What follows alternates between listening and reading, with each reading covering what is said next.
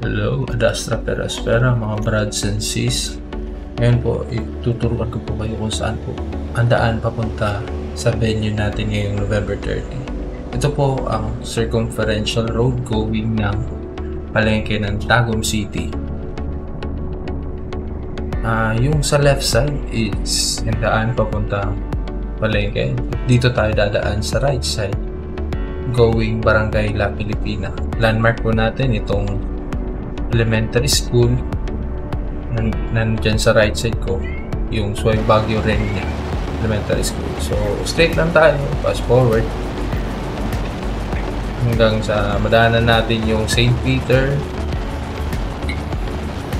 Straight lang po hanggang sa dumating tayo sa another landmark natin, which is ang La Pilipina Elementary School. Ayan. So, bandang ulahan,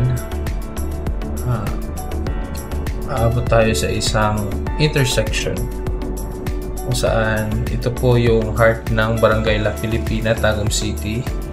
Sa left side po is pabalik po ng Tagum City Public Market. Sa right side naman is papuntang Municipality of Mawag. Ito straight lang tayo. Going po ang kasadang ito papunta ng Municipality of New Corellia. So, from Barangay La Pilipina going to Barangay Kuambugan. So, straight lang po. Few kilometers away. Malapit lang naman. And then, ito National Highway ito eh. Ayan, makikita na natin yung venue natin. Yung DGLM Leisure Activity Center. Ba? Ayun.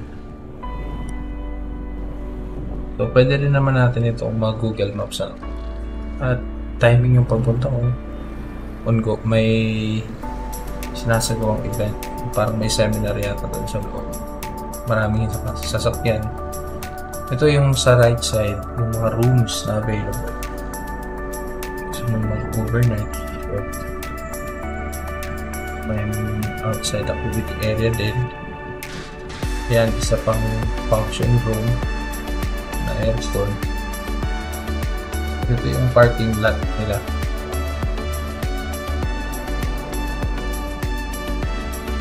Parking lot tayo.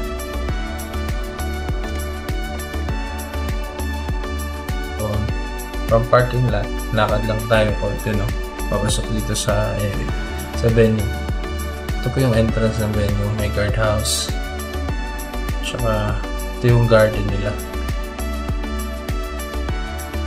Yan. Meron ding grotto. Magandang dito sa gazebo nila eh. Grotto din. Tapos fish pond. Mahihilig sa koi dyan. Ito meron din sila.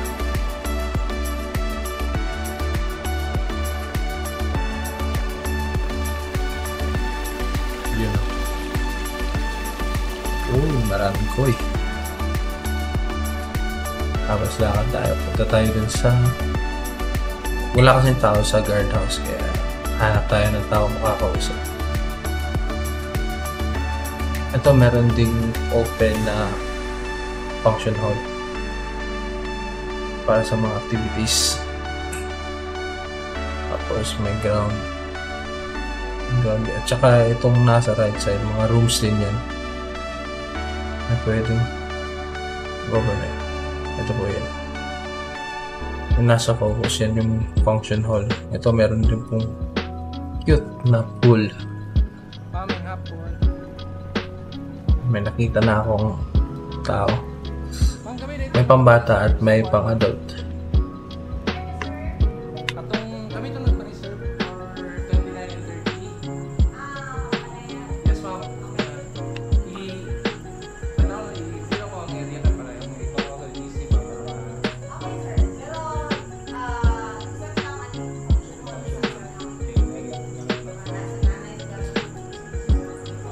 Okay.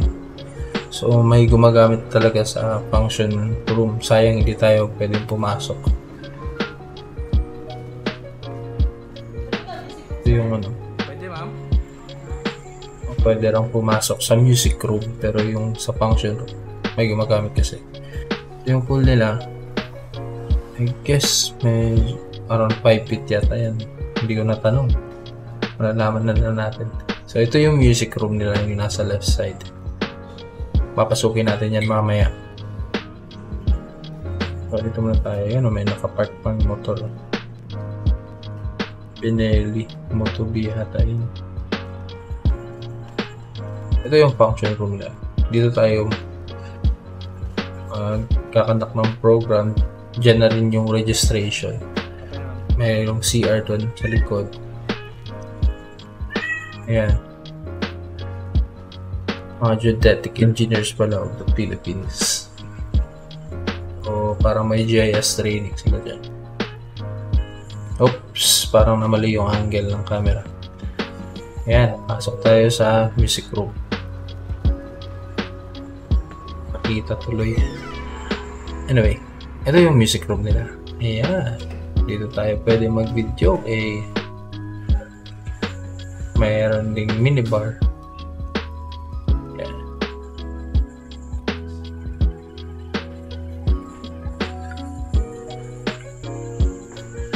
Ayan, may songbook oh.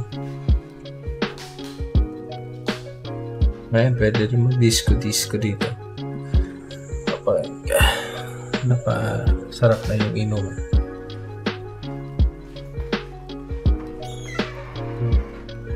Yun na yan. I hope guided tayo sa anyway, pwede naman mag-Google Maps yung venue, tsaka na-send ko na rin naman sa GC yung link para sa Google Map. Thank you mga brothers and sisters. See you soon. Bye bye.